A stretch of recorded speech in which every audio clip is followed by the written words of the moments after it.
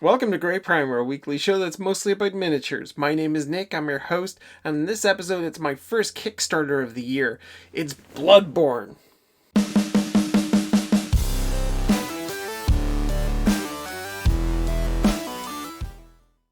don't look at too many Kickstarters on the channel. Bloodborne was something that was backed in summer of 2019, so it's kind of hard to schedule your year-round Kickstarters because you've just no idea if or when they're going to arrive. The other Kickstarters that I've backed that are due to arrive at some point this year are Bristol and Wolfenstein. Who knows when they'll show, but when they do, I'll put them into the schedule and do an unboxing or review or something for you. But for now, it is the mighty Bloodborne from CMON Games. It's just huge. It came in 4 different boxes. It came with a whole bunch of miniatures and expansions and all sorts of things. And this is going to be a longer video just because of the sheer number of miniatures that came in this Kickstarter. But I will put timestamps in down below so you'll be able to sort of hop to the bit of content that you want to see. And I'll put the details of that into the show notes as well. I've looked at a bunch of CMON's games in the past. It's my first Kickstarter from them, but I've also looked at Massive Darkness, Cthulhu, Zombicide, Invader, the others. I'm really excited to see if Bloodborne the board game measures up. Let's get into it. So a pretty chunky box, 12.5 inches square, and then it's about 5 inches deep.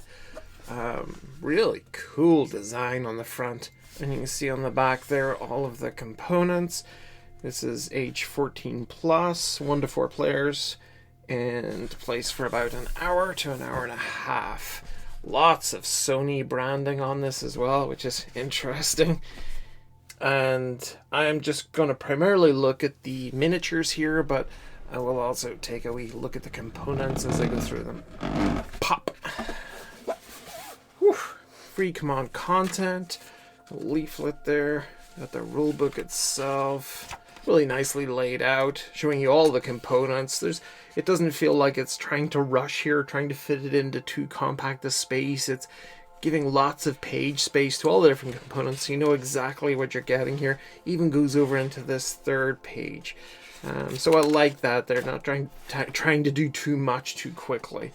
They're letting the rules breathe layout-wise. So lots of step-by-steps here. I imagine there's a cheat sheet somewhere, but there's definitely a glossary at the back here.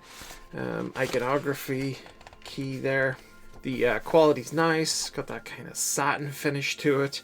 A pretty creepy front image there as well.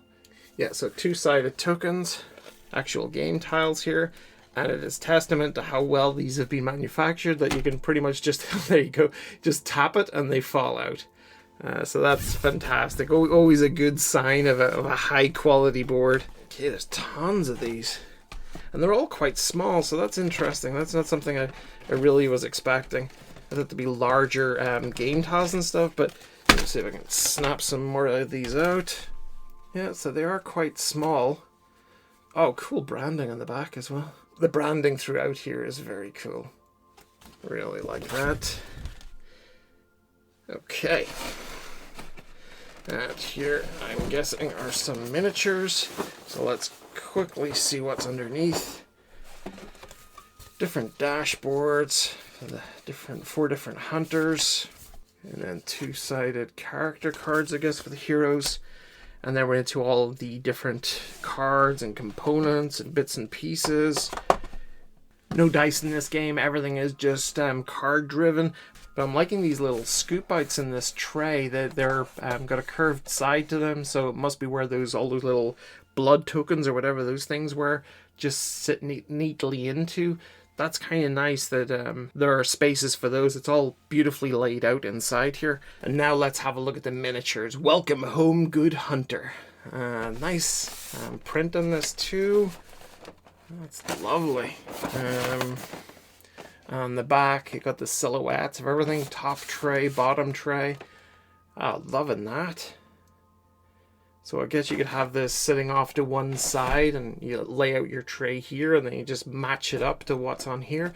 That's really smart. If that's how it actually plays out inside, that's very clever. Okay. Woo-hoo.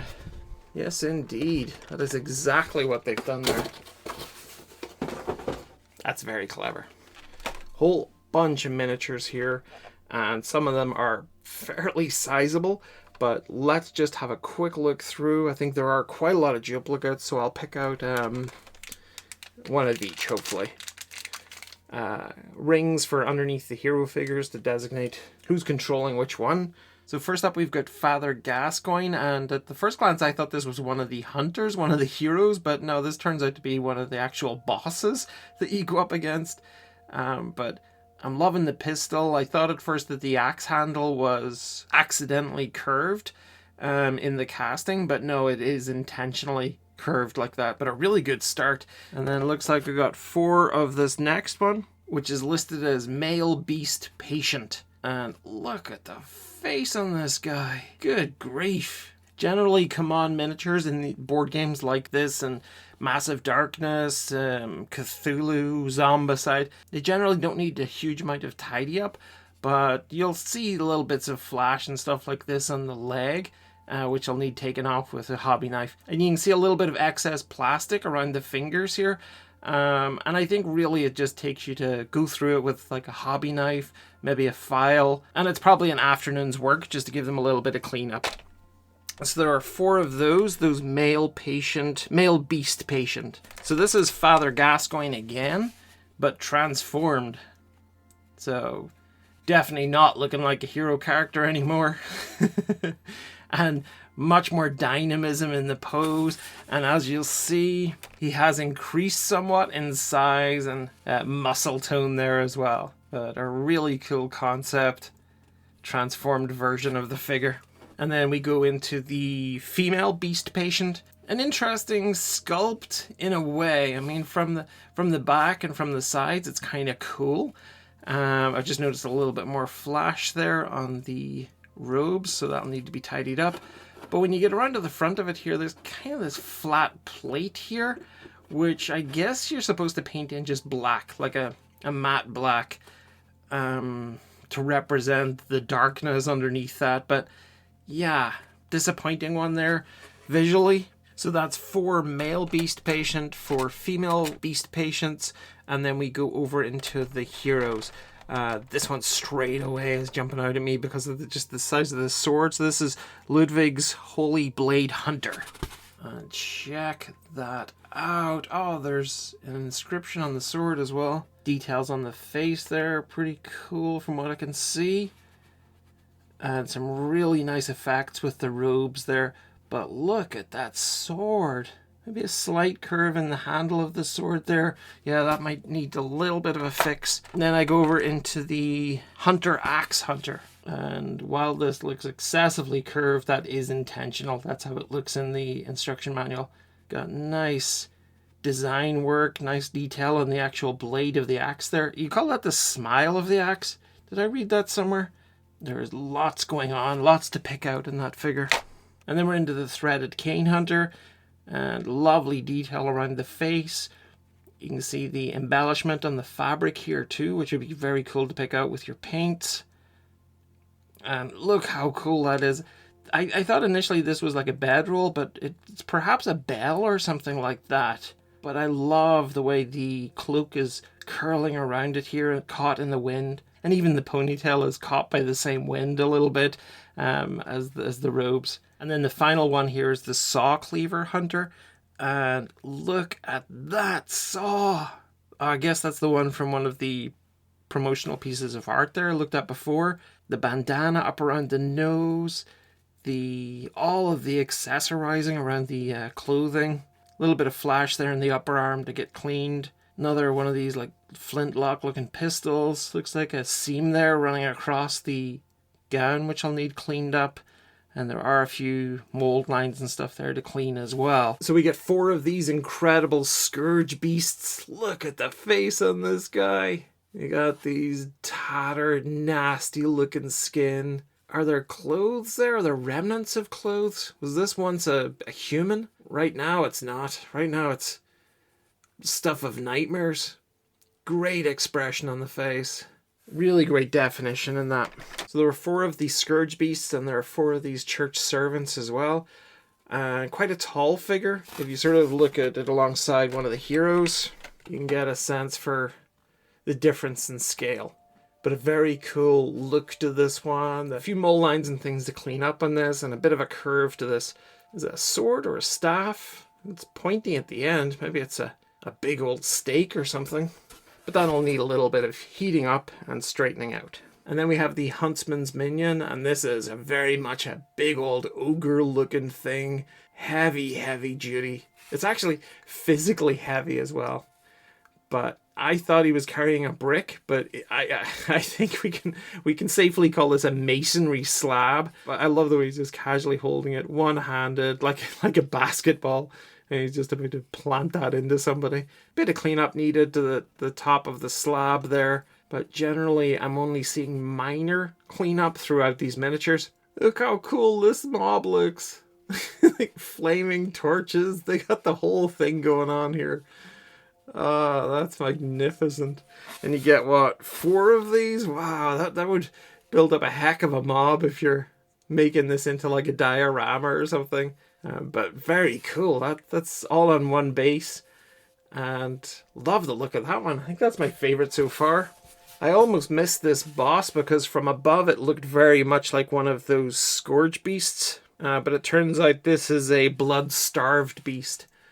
And it is graphically detailed underneath there with the rib cage, the exposed spinal column, these incredibly wasted legs, the massively spindly fingers.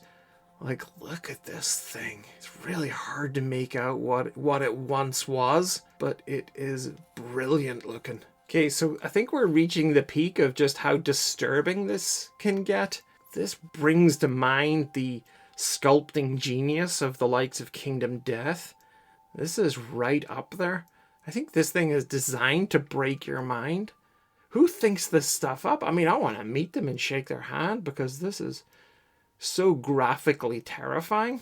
I mean, the sculptor has done a magnificent job pulling this out of a video game and turning it into this 3-dimensional thing that is just going to haunt me. You know, in a good way, I guess. Wonderful stuff. And the church giant is another super heavyweight figure. But for all of its size, it's one of the figures that has the least amount of detail. There are some shackles and things around the ankles. You can see sort of worn away clothing, some corrosion on the axe blade. But actually a very low level of detail around that miniature, which is a shame for something as big as that. But I imagine that comes from the actual design work that was done for the video game originally, and CMON wanting to stick as close as possible to the IP. And then finally for the Bloodborne core box, we have the cleric beast here, which is the largest of the figures, and it is just wonderful. Look at this warped out left arm. The relatively normal but still freakish right arm. The whole pose here on top of maybe a mausoleum is just magnificent. And if there are mold lines within this thing, if there are casting defects, you'd be really struggling to find them in amongst this maelstrom, in amongst all of this chaos of what's happening to this creature as it twists into, you know, some other reality. And it is a towering figure. Absolutely incredible looking. So that's core. Let's have a look at the rest. And then we're on to the first of our expansions here, which is Mergo's Loft. A much smaller box than the core game, but then it doesn't really need to be huge. It's just got a handful of miniatures.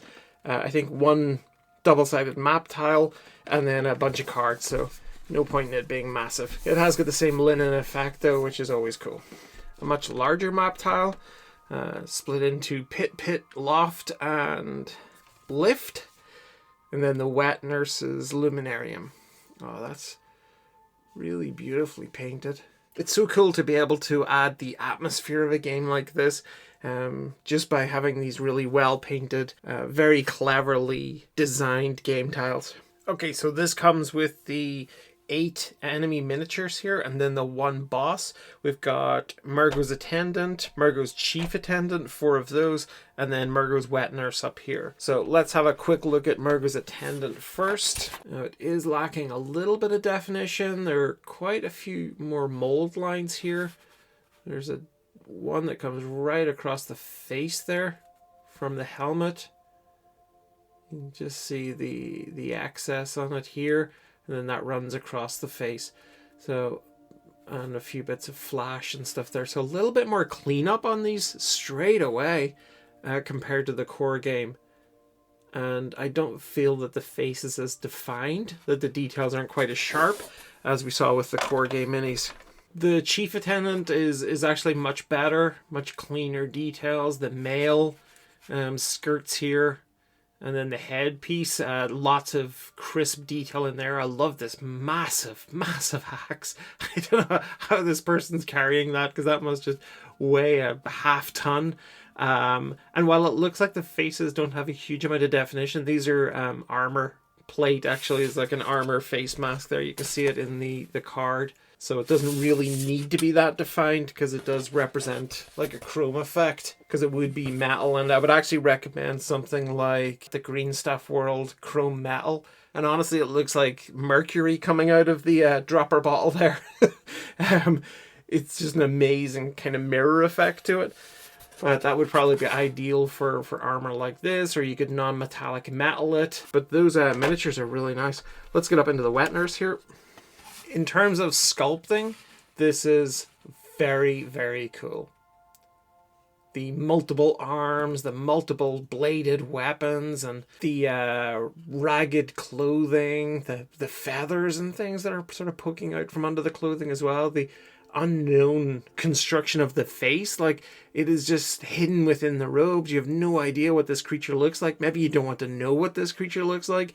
I love the spread of the wings here, I guess, at the back. That's a very cool design. You can see it from above there as well. Almost spider-like when you look at it from that aspect. And yeah, I mean, sculpting-wise, it's a fantastic bit of work. Casting-wise, there's a bit of work to be done here to get this cleaned up. There's a seam which runs all the way up the middle of the miniature. There's also one which runs across here. There's some flash as well. So mold lines which run across complex undulating surfaces like that are always going to be work to get clean. And when it runs the whole way up the center of the miniature, some people it doesn't bother. They would just leave it there. They would just paint away and not worry about it.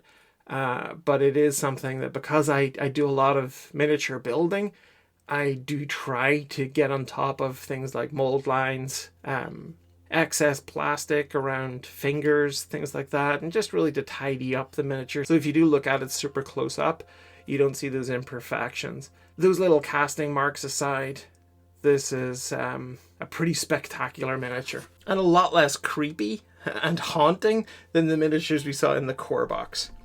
So let's move on. So here's the Chalice dungeon, another expansion for Bloodborne the board game, and we're back into the big 12.5 inch by 12.5 inch boxes, although a little bit shallower than the core box.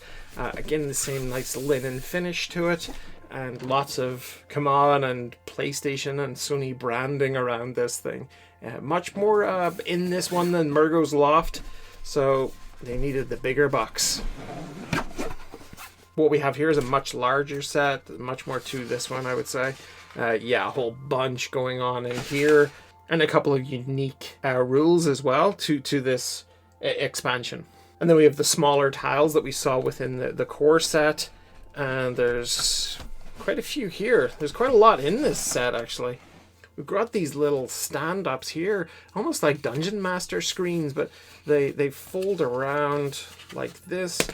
So when you're playing the hunter versus hunter mode, you can have all your stuff hidden in behind here, which is really great. These are super awkward to get out of this hole in the cardboard. It's a strange design choice. These are the 4 new heroes. No branding on this miniatures box like we saw with the core game, but yes, it does have the silhouette layout for inside the actual box, and that is brilliant. Obviously you didn't need it with the Mergo's Loft because there's only a handful of minis, but with this one, this will be incredibly useful for getting this repacked very quickly. Love this. Okay, so there's a lot going on in here. This kind of feels like a core set for the amount of miniatures. So let's go with the similar approach. Let's go for this hero tray first, which does include a bunch of bad guys too. So first First off, we got this beast-possessed soul.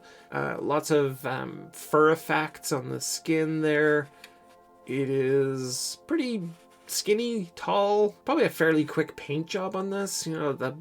Base it in like black or gray, get some browns on there, a wash of agrax, dry brush with a lighter brown, and then get some detail into the face and do those horns. You're probably done pretty quickly with this one, which would be nice. It does have a really noticeable mold line right across the face, and that is just a pain. So there are 4 of these. They're listed as rabid dog, but looking at the bones and the decay around the body, I would be thinking more in terms of zombie dog with this thing. This is pretty grim story for this pooch. Sculpting wise, it looks like a dog. It doesn't look like a healthy dog, but it's a good work nonetheless. Next up, we have the Keeper of the Old Lords. We got 4 of these, and pretty cool sculpt. Looks pretty cleanly cast as well. A little bit of flash cleanup there. This is a good looking miniature. Get into the bell ringer here. So there are 4 of these. They're okay. The hand that holds the bell, sounds like the name of a Metallica song. But the hand that holds the bell, there's not a lot of detail there. It's hard to sort of work out where the hand ends and where the bell begins. So that's just a bit obscured, I think, by the process. Probably the renders had that a much clearer separation between the hand and the bell. But that aside, it's still a cool looking miniature. You could do great effects with these robes and stuff. Pretty good. There's 4 of those. We got 4 of these Gravekeeper scorpions as well. And the scorpion's a great way to demonstrate just how bendy this plastic is and how forgiving it is. There's a lot of flex there. So if you do drop these on the floor, they're very unlikely they're going to get damaged. I mean, sure, your paint job might flake off if it's not varnished, but the actual minis are generally going to survive falls even on the hard floors. They do have that flexibility, but at the same time, they're still okay to like trim back like mold lines and things like that with a knife. It doesn't feel like you're just digging right through them like it would do with some plastics and maybe Reaper or WizKids, but I do like this mini. And I also want to just say that, it's cool that all of these are pre-based. You don't have to do any construction with these. Not that I'm opposed to building miniatures. And then we're into the Rifle Spear Hunter. And this is another really interesting one. I love this top hat, the elegance of that. It's a nice contrast to the brutality of this weapon. And generally, these are really nicely designed miniatures. Maybe not as much detail on the face of this one, but still pretty neat. Not sure how to pronounce this one. Chikage or Chikage. Chikage Hunter. Great looking flintlock pistol. I like the sword down by the side as well, and you can actually see the empty scabbard for the sword here, just tucked in behind the robes. That's a nice touch. Clothing wise, really cool. Love these boots and everything. The miniature is let down a little bit by a mold line which runs all the way up the back, right through the collar here, up through the center of the head. And hopefully you can just see the converging mold lines right on the top of the head there. One going across here and one coming up the back. That's just a pain. Thankfully a hero miniature, so I only have to worry about cleaning that up once. And then the last of the Chalice Hunters before we get into the lower tray. And this is the Stake Driver Hunter. And that's pretty serious looking bit of kit. Just notice the barrels are pre-drilled. They do look a little... I don't know if you can see that, but the way they've been drilled is a little goofy, so that might need a little bit of cleanup, but I appreciate them getting it started for me there. And now we have a look at the Labyrinth Rats, and these things are huge. Glorious detail on it. These creepy segmented tails, the massive eyeballs, and they've just gently, hopefully you can see that there's just a slight sculpted detail on the eyeball there, sort of showing where the pupils and stuff could go, but the teeth and everything, some exposed ribs there as well, and really nothing negative to say about that. Lovely bit of kit. So you get 4 of those Labyrinth Rats, and you also get 4 of these hunting dogs, and another large creature, and great detail throughout. Love the spiky back to it there, the fur details. I think at first I thought that was it was like carrying a stick, but I actually think that antler spiky looking thing is attached to its inside its jaw. Ah, that's creepy. I can see a sizable gap in the neck here just where this miniature's been put together. So that'll need a little bit of filler. And then we're into the leader of the pack here.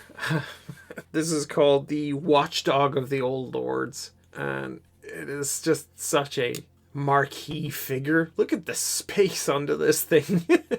you could actually, shelter from the rain underneath this guy. But not that you'd want to, because he'd most likely reach underneath and eat you. And looking into that mouth is like looking into the abyss. That is just incredible. And very little cleanup on that as well. Just one of the watchdogs, but we do have two of these fluorescent flowers. And it's got such a pretty name, Fluorescent Flower. But when you look at this thing, it is just going to creep and click and spindle its way into your nightmares. Look at this horrific welcome for you if you get too close to it. So being completely honest with you, I have no idea how to pronounce that first word, so I'm just going to call this next miniature Descendant.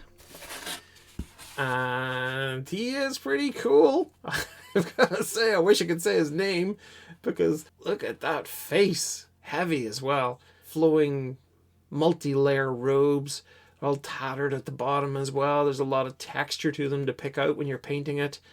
And something like contrast paints would probably pick out some of that. Or the Green Stuff World Intensity inks. Not sure about the way the knees are. I'm not sure what's going on with this pose. But apart from that, a really cool mini. And then the penultimate miniature in this expansion is Yharnam, the Queen. The multi-layered dress here is just beautiful. Imagine you can do some really cool effects with that. You could have it as like a bridal gown, but maybe towards the bottom you could have it all filthy and just dragging along in the dirt. You could have soot and blood and all sorts of stuff, really adding to that visual impact. Or you could have it as maybe a black dress with red up underneath each of these layers. There's a lot you could do there, even the headdress as well. And the veil too. You could have a lot of fun with the paint of this one. There is a seam, I don't know if you can see it there, right at the top of the head. Runs straight through the hair. Another painful place to clear up mold lines, but a very familiar place for a mold line to end up. I don't know why. Apart from that, minimal cleanup and cool looking mini. And then the final mini in this set, which is very much not miniature, it's huge. Quite a top heavy miniature, but it seems stable enough when I've set it down. It's being held up by its saw blade hand here, so that's a clever design decision if the sculptor actually did that on purpose to stop this thing from falling over. That's pretty clever. The overall feel of it is very cool. I love the body posture. I love the stitched together feel of the legs, these strapped on or grafted on weapons on each hand. There is a big seam which runs underneath the arm all the way up underneath the head cowl here. And that's just one of those things that'll need filled in. Apart from that, there's a few bits of minor cleanup. But for such a large miniature, they've managed to get a ton of detail in that. Very little cleanup to be done. And this thing is really memorable looking. Just, I would not want to ever come across this thing. I don't know how hard it is in the game when you meet it, but I imagine it's not something you're done with in one turn of a card. But that's Chalice Dungeon, and let's get on to the final piece, the Kickstarter exclusives. So this is the Blood Moon box. These were the Kickstarter exclusives, I think stretch goals and things like that. Again, we've got the larger box design here, but quite shallow, the shallowest of the bigger boxes that we've had. Let's get into this. No shortcuts in this though. This still got this nice linen finish to it. Do have this cutout, which I'm not a huge fan of. It's awkward. So this is what stretch goals look like when they're fully packaged up and shipped out to the Kickstarter backers. So the first of the hunters is Logarius Wheel, and I think that these are all referring to the weapons that they're wielding rather than someone's name. So I think this is the Logarius Wheel Hunter.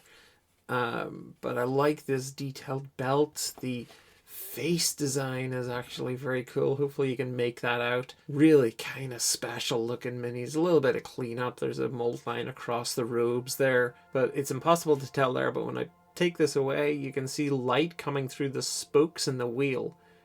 And that's very clever that they've been able to do that. Next up is another Hunter miniature Kirk hammer. There is a lot of skin to clear off this hammer. Bit of flash there on the leg. So a little bit of extra cleanup on that. But I dig the hammer. Dig the whole pose of this thing. It really looks like it's a super windy day and they just have to carry this hammer to the battlefield. Rather than it being in like a combat strike. It just looks like, we're just on our way to the fight and this thing is very heavy. And it's a windy day. Typical. But that's kind of cool. So this is Ludwig's Uncanny Holy Blade. And this great, huge scabbard of the thing in the back. And a much smaller sword in the hand. It does appear as if there are two versions of this. You can see this image, which is very much the miniature we have. Then this image with this huge sword. Much more likely the one that fits into the scabbard on the back there.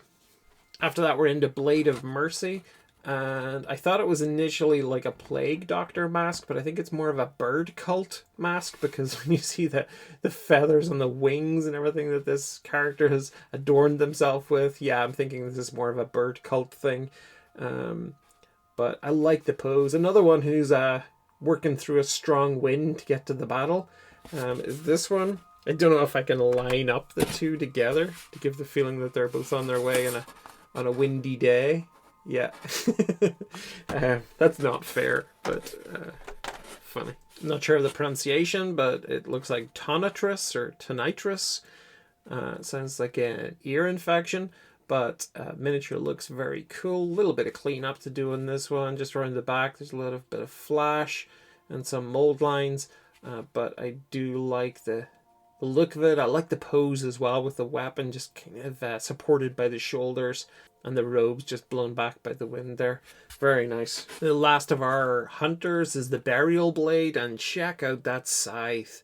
Just such a nicely sculpted miniature. Combination of the hat, the robes, the scythe. It just adds to the creepiness of this thing. This next one you get two of. And it is just glorious. I love the mask around the face there. The haunted, deep set eyes. This humongous cleaver. Like, seriously, look at this dude. Some flash there in the leg to get cleaned up. I've got a break here at the top of the arm, like a gap, so that'll need to be cleaned up. And I also have a painfully deep, hopefully you can see it there, see that mold line right across the top of the head? That carries right down in here into the collarbone, into the shoulders.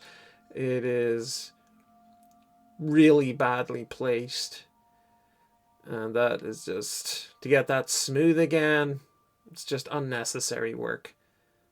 I don't really understand why they always end up there. I'd much rather have it around the back of the neck or something. An area where you're more likely to have like a crease that you could disguise quite easily. But apart from those things, that's a cracker of a miniature, and you get two of those. It's a wee cracker. So you get 4 of these large huntsmen, and I think that there's sort of wins and losses here. I do like the feet. I think the way they've done those are just brilliant. Even this hand and stuff here, even kind of the thing. I don't know what this device is, this spiky thing. It's a bit of a, if you look at it there, it's like an elegant side table, and then it turns into some kind of, I don't know, butchery device. But so I don't know what that is supposed to be. I'm really digging the fur poking out from the clothing, from the coat. That's a really, really clever sculpt. The thing I don't like really is the face. It doesn't do anything for me. I know that you're limited when you're dealing with IP. You have to sculpt these the way they were designed for the game in this case. But yeah, I think I might actually remove those heads and see if I have something a bit more werewolfy looking, because I think that would fit the rest of the sculpt much better. Yeah, just make it a little bit more animal. So I think what's most creepy about this next very tall miniature is that it's, and you get 4 of these by the way, is that it's called Giant Lost Child. Is so disturbing. I can't even, I don't even know where to go with it. It's such a disturbing name for this thing. And then it's got these hollowed out haunting eyes. It's got this crying face. It's okay, I guess, as a miniature. I suppose you could do something with this paint-wise and make it really interesting, but for me it's a little bit of a miss, even though they hit the creepy notes for sure with the name of it. Giant Lost Child, just freaky. Its basic attack is Smash, by the way. Of course it is. And then we have the Lauren Silver Beast, and sculpt-wise, this is one of my favorites. Yeah, it's got that kind of rangy look to it, the skinny legs, the gangly arms, the mixture of fur and spikiness. None of those are what makes this one of my favorites. It's this face, so warped out of shape, and it's just something about it just absolutely resonates with me. This thing is ultra creepy. One of my favorite sculpts of the whole Bloodborne board game. And it is one of my least favorite casts. Look at the split inside that mouth, and that carries all the way through. And we're talking really complicated sculpting in there. There's a lot of fur and weirdness, and for such a cool sculpt, it is just really badly cast. And that split is just really, it's so annoying where it is. And that it's right at the back of the mouth there. You could do some hiding there. You could paint the inside of the mouth quite dark, and it would hide some of that. The split down the chest, because it's actually like a gaping sort of toothy wound there. That doesn't really matter all that much. That kind of is a good thematic fit. But yeah, the rest of it just, it's a really big miss on what is my favorite sculpt, I think, in the whole set. Just gonna check one of the other ones, because you do get 4 of these. The next one is not so bad. So maybe that first one I looked at, I was just unlucky. I mean, it's still there, but it's definitely not as noticeable. So you do get 4 of those, so perhaps it's not work that has to be done on all 4. Obviously, I'm going to finish this off with the giant spider, so I'm just going to take a diversion here with one of the 4 doll characters you get with this. These don't seem to have a card or a name apart from doll associated with them. Maybe it's something from the core game that's represented by a token. And this is like a Kickstarter exclusive upgrade. You actually get a miniature instead of the token, because you certainly get that in other components here, like these little lights and the treasure chests. So then we go into the first of the spiders. This is actually called a Small Nightmare Apostle. And yeah, it's maybe not the most detailed spider miniature I've ever seen. It's well short of that, but it certainly serves its purpose. It's creepy and not something you would want slowly descending from your ceiling as it settles into your hair. Sorry. This thing's the size of a bear. You definitely wouldn't want this coming off your ceiling. Or anywhere. So initially I didn't really get why this existed, because it just seems like such a weird sculpt with this support and then the lantern hanging off it. And then I spotted the tortured souls at the base of it that are holding it up. They are fantastic looking. So yeah, this was one of the upgraded game components that you got with the Kickstarter stretch goals. And you get 5 of those. And then the other upgraded component, you actually get 8 of these. The treasure chest with, I thought it was a tongue hanging out of it at first, but it's actually like a piece of cloth or something. But lovely detail on those. You can see the hinges on the back there and everything. Yeah, very nice. And I wanted to end on a high, but I don't think I'm going to, because this large nightmare apostle, it's weird. It's got spinnerets where they should be at its tail here, but it also seems to have spinnerets right here near its head. I thought that initially was its head. I don't know where this creature's head is. Is it suckling on this boulder? Is that what it's doing? Because this is just weird for me. And it's definitely not a spider, because it's got like 10 legs. You can see them sort of attaching in here to the body.